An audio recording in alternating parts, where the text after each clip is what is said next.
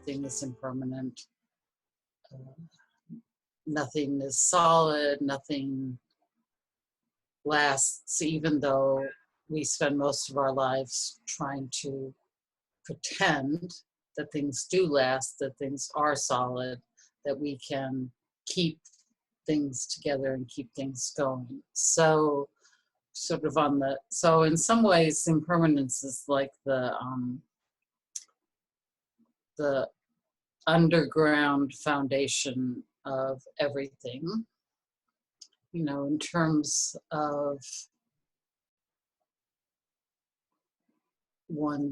my Buddhist practice. You know, there's always an acknowledgement of impermanence, of change, of death, so that it's a reminder to not think that if you get the best house and the best job and the best car and the best everything that you'll be happy, because it will change and it can't last forever. So therefore it's better to turn your mind to how to help other people, or how to let go of those knots of wanting things to be solid. So that's the sort of Buddhist background to my way of living my life, somewhat. Do you want me to talk about the work? In the work? Yeah. So in terms of the work, I mean, so photography is this interesting thing, which is that there always is this little split part of a second where the image is made, even if it took a week to set it up. I mean, I don't work that way, but I know that there's, you know, photographers who spend months conceiving of an image and then getting the things and getting it set up, and then, but still there is this little moment where it goes click, and that's when the image is made, and that's completely transitory. For the way that I work, which is 35 millimeter, basically handheld, you know, there's always looking for some moment when the elements within the frame come together to make something that says yes now. You click the shutter, and then, you know, later look at images and say, oh, okay, that one seems to express what I wanted people to notice. And so a photographer who works the way that I do is trying to point the viewer at something. And I would say, you know, what I'm really trying to point the viewer at is an experience of things not being solid, of some kind of groundlessness, you know. And so for 10 years, I photographed water and reflections to sort of show groundlessness and nothing you could hang on to. Water is totally fluid, you know, and the reflections are totally momentary and impermanent, you know. And so it was sort of a one-to-one correspondence. Here's a picture of, you know, footprints about to dissolve into the sand in the reflection on, you know, on water at the beach that says, okay, this is impermanent, this is luminous, you know. And I would say now it's just more like there's more sadness in my work. And so that, to me, that kind of embodies the way that impermanence is sort of, like I said, the underlying foundation, underground of perception sadness.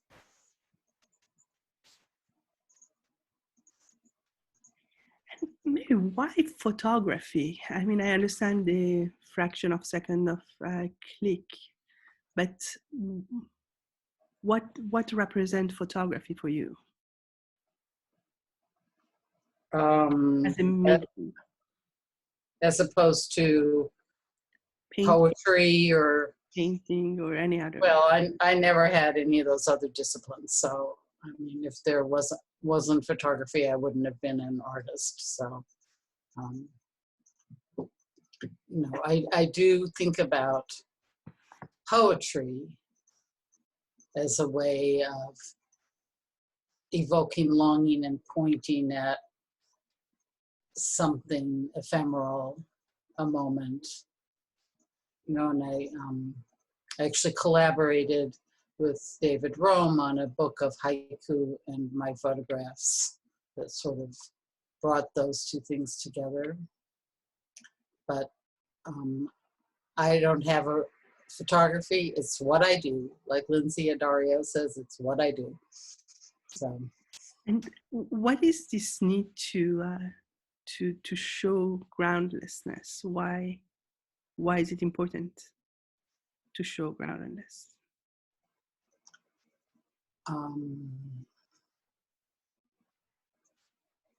Well, it seems to me, let's think this through, but if I'm not trying to communicate some kind of a deeper truth, then I'm just like making stuff so people will, you know, think, oh, look what she did, she's cool, or something, you know. Then it becomes more about me. So I want to communicate something that's actually true and might help people. Can you say more about this, a work that represents me and a work that is, yeah, I'm interested in what, if you can go just, I know just you explained that, and but maybe if you can go deeper of your understanding of art as something that represents, you know, the artist as an individual, and a work that is bigger than the artist. What?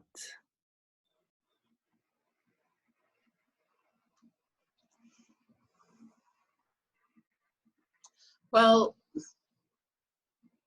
even so, that's an interesting question, Artemis, because a lot of my work is really, you know, pictures these days in particular, but in general, they're pictures of my backyard or my neighborhood, you know, not very far from, you know, where I am. And so there's sometimes a little edge about, you know, I'm showing my backyard, you know, but it seems to me that the idea of art is to kind of transform or change someone's experience of who they are in their world. So if I can have someone look at something that I actually think a lot of the times the reason why I'm able to take a photo is because I get out of the way, kind of, and just let the experience come through the camera and the lens. Anyway, then I think then it's worth doing. Otherwise, it's just an ego trip. And the art world is, you know, deeply crowded with lots of people on ego trips.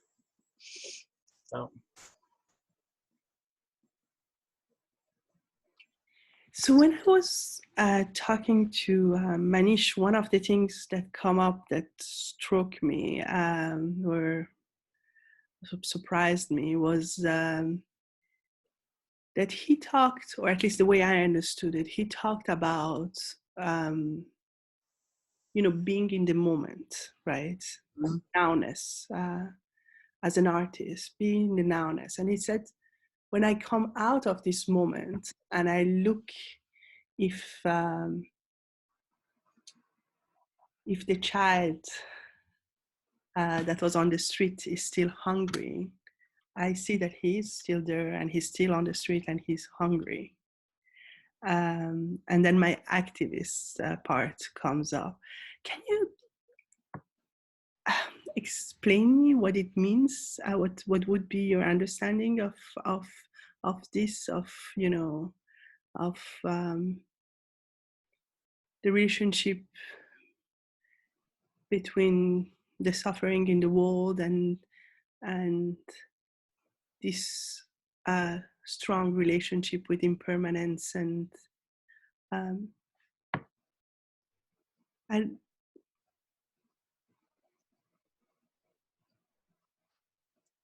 I'm waiting to. Are we talking about so active? I mean, we're talking about Manishan activism, or no, no? I'm talking about, yeah, I mean, it came out from the conversation that I had with him, that I thought that was, I mean, it touched me. I'm not sure I fully understood, and at the same time, um, I'm thinking about your work, and when you do catch, this moment of impermanence that it's bigger than you, and then um, your relationship with the world as is, right? The suffering that you see, and the and how uh, uh, these things relate, and how you you you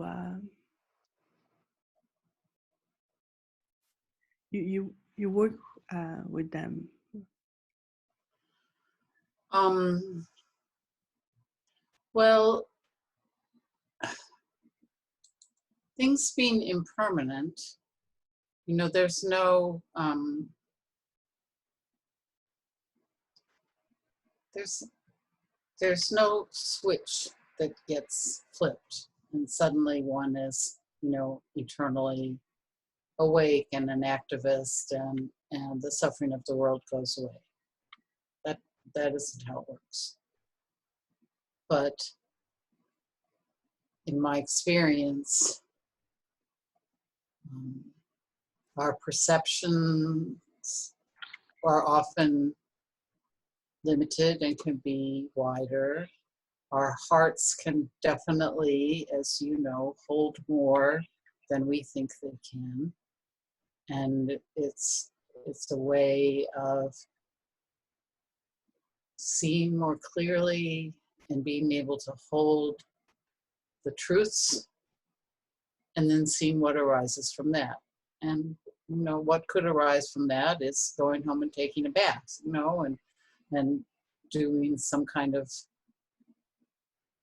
self-care or whatever. But I somehow hang on to the idea that people are on a journey to compassion and wakefulness and being able to handle um, the world that we live in rather than make it into something that it isn't, and then getting angry and mad and um, violent because it doesn't stay put and they can't hang on to it. I mean, I think that's, in some ways, that's what's at issue in the United States right now, is people can't handle impermanence.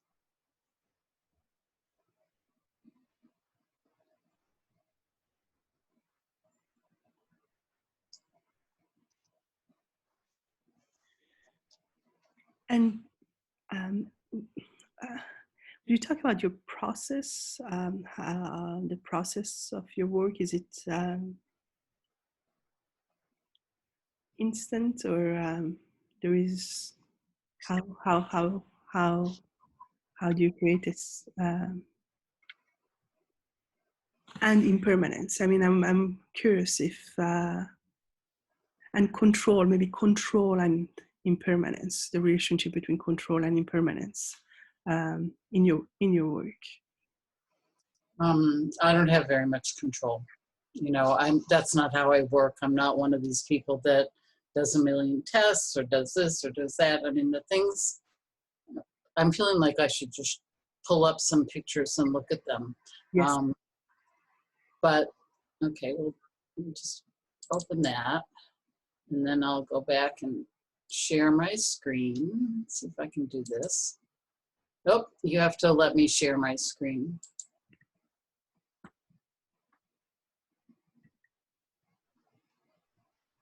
Can you share now?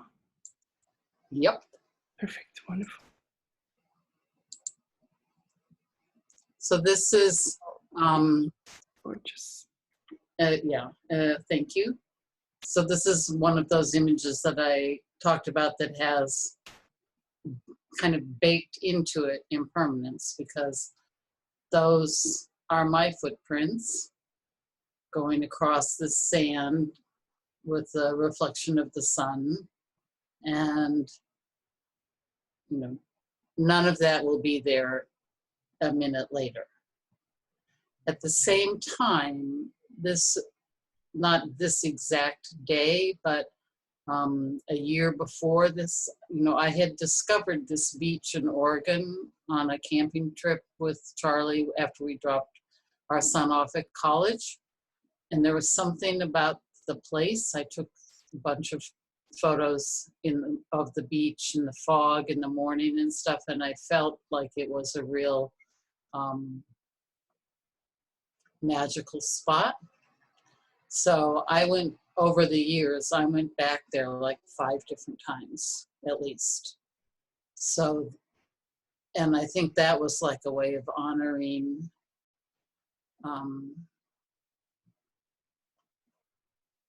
what that place was trying to tell me, you know, like further investigating. So it wasn't like I had control particularly. I didn't have any control, but I had an intention to learn. So I could show you. Oh, I did something wrong. Yeah. So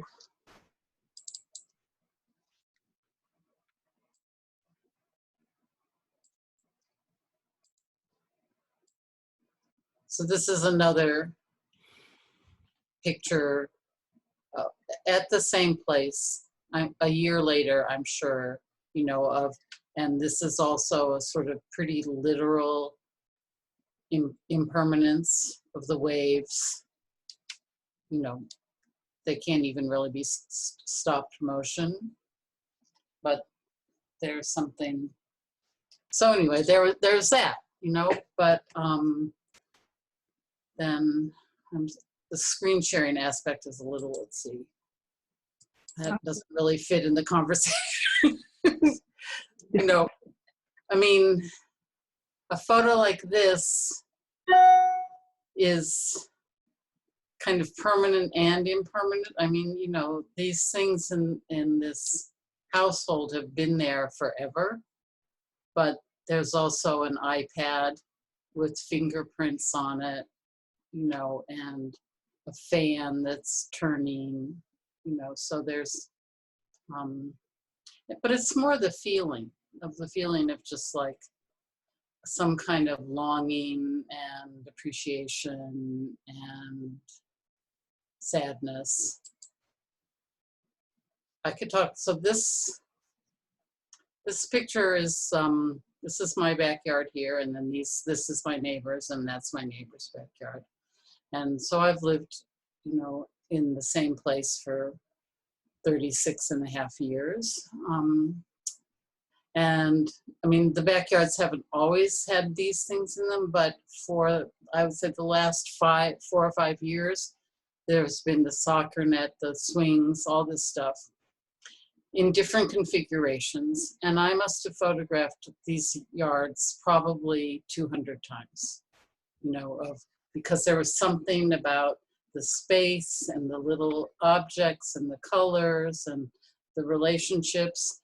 And so I finally got this one, which I felt was really, I was happy with in terms of the way the things felt, you know, held together in the space.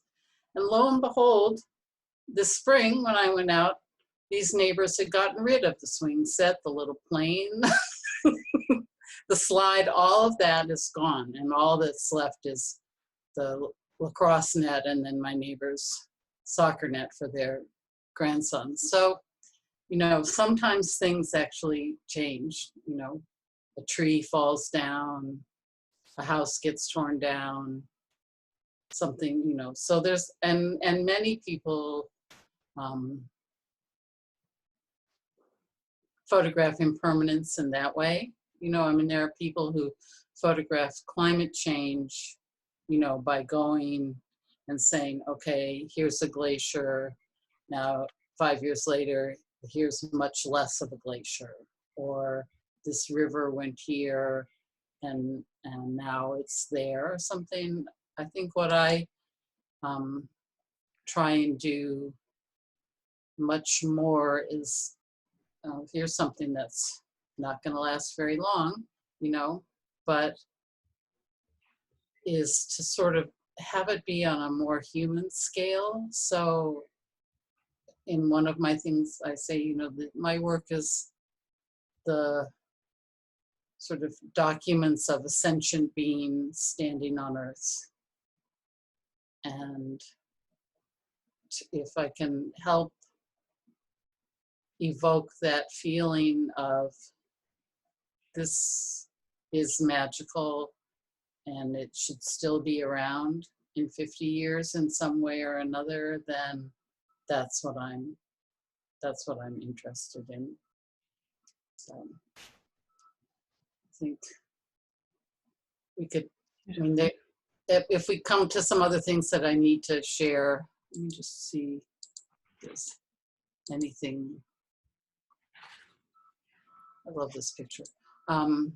You know, sometimes things are just like a fleeting thing like this. You know, you're driving, you look out the window, 3 things come together and you're lucky, you know. So, at any rate, stop share. There we go.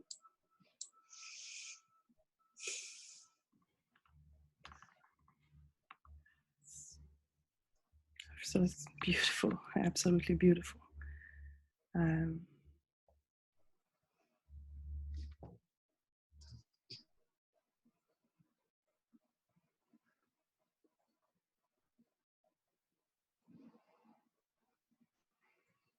how do you know when is the right click? I mean, you said sometimes it's lucky, but sometimes it feels that you exactly know that this.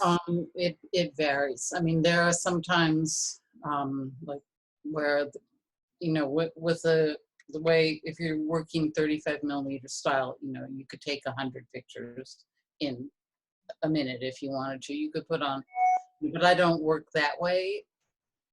So, but I think what happens is, so sometimes it's really like you just see something, you take a picture, you're doing something else, and so you just keep going, you know, and you don't take 10 to make sure that you got it, you know. Or sometimes it's things like my neighbor's yards where, you know, more all the time. I mean, I could go through a whole thing of all the near misses of those yards. Like you take a picture and it's not it, and you take another picture. 3 months later, it's still not it, you know. But there's something speaking to you. But sometimes, like, you know, if like going to the Nehalem Bay to that beach or something, you know, you do kind of do an exploration and there's sort of this tension between like first hit, like, oh, there's something here. And then sometimes there's like a, oh, and this and this and this and this, and I gotta get it. And there's this little acquisitive thing that happens where you're just trying this. And sometimes I think what happens is you turn around and look where you were.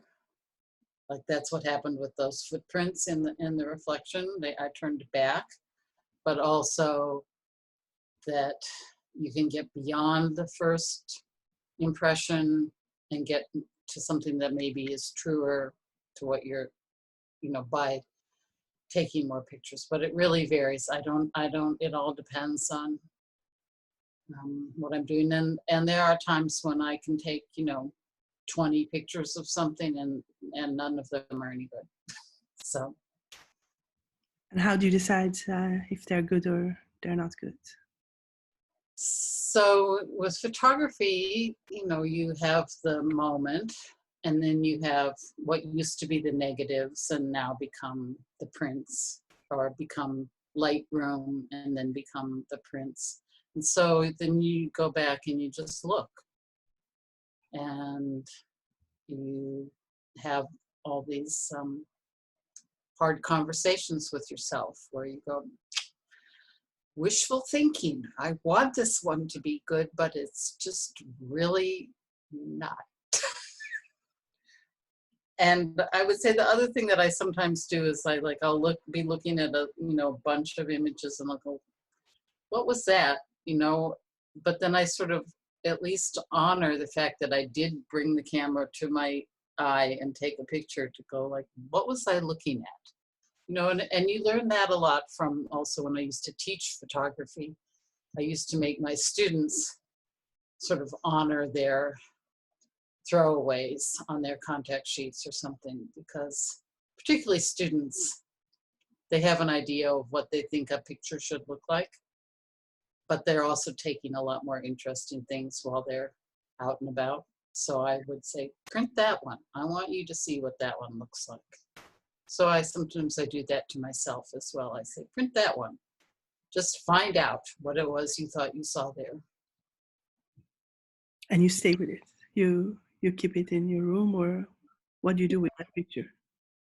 Well, they're stacked up, they're around, they're printed, they're in boxes, they get brought out. I mean, the way I don't know if I could show you, if I could move my webcam. So where I am in my office, which is my studio, I have a homoso where I pin up photos that I'm considering, and I look at them for months. You do look at them for months. I look at them for months, and if you look at them for months, the bad ones finally say, I have to get off this wall.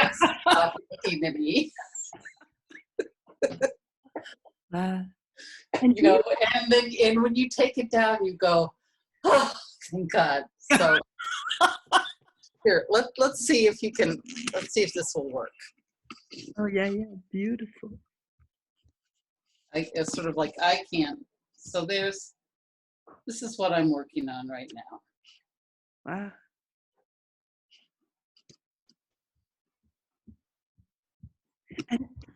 And what do you do about with the pictures that you think are absolutely a no, and like? Well, I don't print them. You don't print them at all. Right, I don't print them.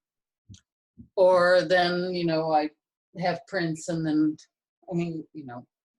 fortunately I'm not a sculptor or something. Like the storage issue for artists is pretty awful. What if I had like a garage full of bad sculptures? At least this way I just have shelves of good prints and bad prints, and sometimes I throw a bunch out,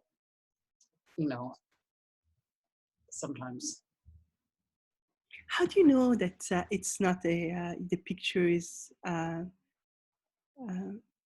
so what makes it that is not about me, but it's I know you talk about impermanence, but how can you talk about the feeling or the? I think that what happens is I look at the image and I get the same feeling of like, like that your heart kind of stops, or you just feel like here's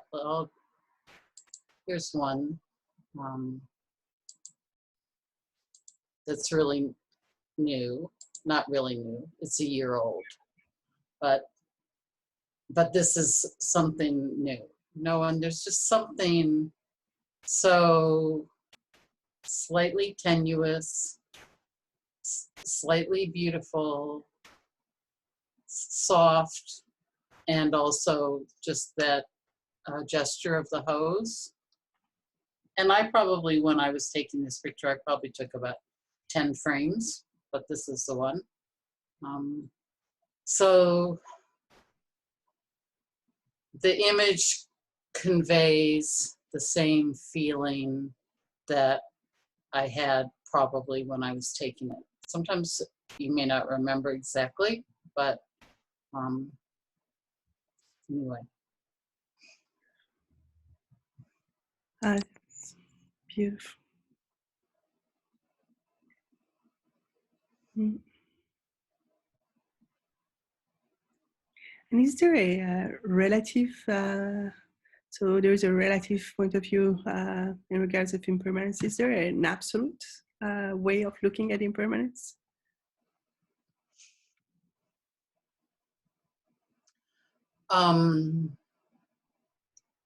I think luminosity and the play of the elements, I mean, from some popular culture thing, we are all just stardust, isn't that Joni Mitchell's line or something? But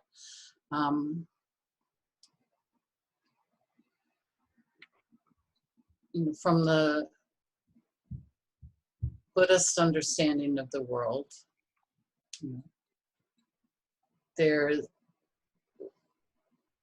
the elements and the light and the energy are always in play, and always they come together, they come apart, and by habit they tend to sort of reshape themselves as Artemis and Mary, in some recognizable continuity of form. But from the absolute, it's just energy. It's just elements. And so there's nothing to hang on to. And that can be totally, that's liberation, actually. There's nothing to hang on to.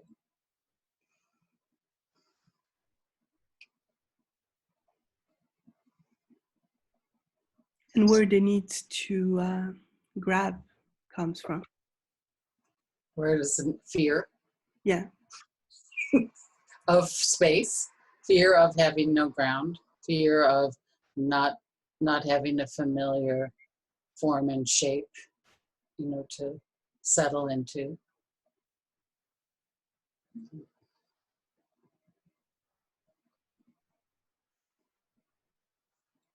Mm.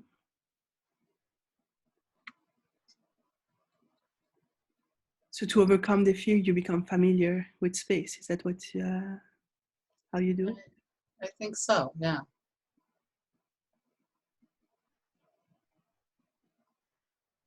And how do you see Earth? Is it solid or no? Well, Ground is the same. It's energy. yeah, it's not, the earth feels more solid to most of us, because it is changing much more slowly, much more imperceptibly, except that then when it really shifts, it's huge. If there's an earthquake, or I just saw on the news this morning some sort of downburst storm that went through the Midwest, and there were pictures of streets with every single tree was on top of a car. It was like they'd matched the tree to the car, giant trees. So when something like that happens, people's feeling of stability gets really rattled and shaken. And yes, no, please. Well, I'm just thinking, and drought, or climate change. The Earth is changing. It is changing too fast for the people who live on it right now. We're not going to be able to adapt to the Earth changing. And death and life, how do you see death and life and death? What did you say? Life? Life and death. Life and death, yeah.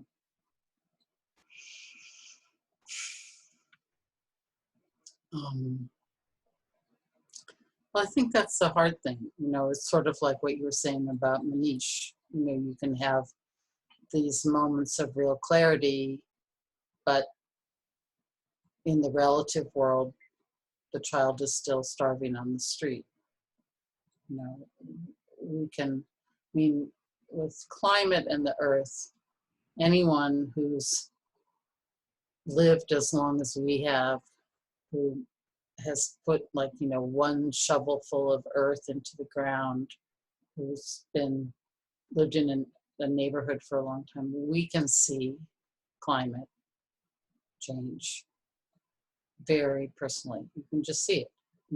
The Charles River in my neighborhood used to freeze reliably on December 17th, and you could skate until after February vacation. And it never freezes anymore, or maybe for one day. So that's a little bit of bourgeois suffering, but it's, the earth, the world of our childhoods is not the world of our children's lives or our grandchildren's lives. So somehow, and this is where I don't have an answer for this one. So there's a quality of impermanence there, and don't try and howl against the wind, but at the same time, the impermanence around climate is just heartbreaking. And so somehow, and I still, like I say, I haven't figured this one out exactly for myself yet either, how to not be overwhelmed by the heartbreak so that you could still actually figure out something to do to help. And I think that's true for all the suffering in the world.